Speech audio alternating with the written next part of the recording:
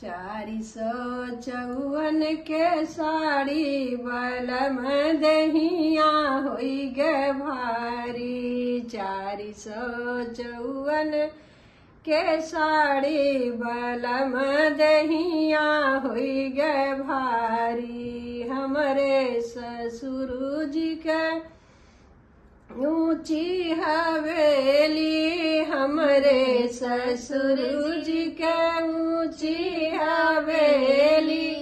चढ़त खसक गे किनारी बलम दहिया हुई गे भारी। चढ़त खसक गे किनारी बलम दहिया हुई गे भारी। 454 के साड़ी बलम दहिया हुई गे भारी। 454 के साड़ी बलम दहिया हुई गे भारी। हमरे जेठ जी के ऊंची हवेली, हमरे जेठ जी के ऊंची हवेली।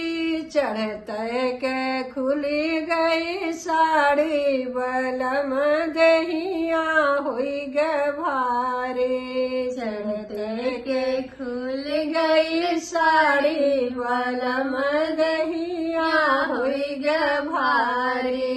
454 के साड़ी बलम दहिया हुई गे भारी।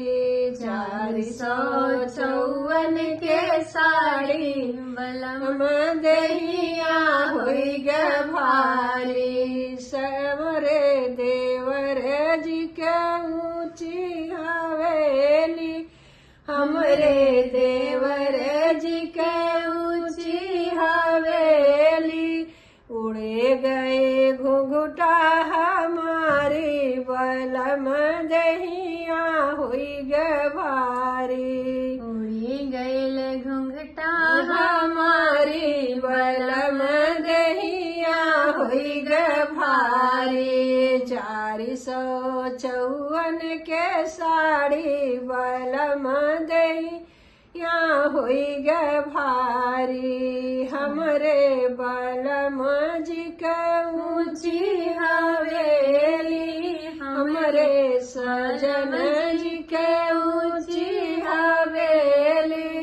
खुले गए अचरा मारी बलम दहिया हुई गे भारी। खुले गई चचरा मारी बलम दहिया हुई गे भारी। 454 के साड़ी बलम दहिया हुई गे भारी। 454 के साड़ी बलम दहिया हुई गे भारी।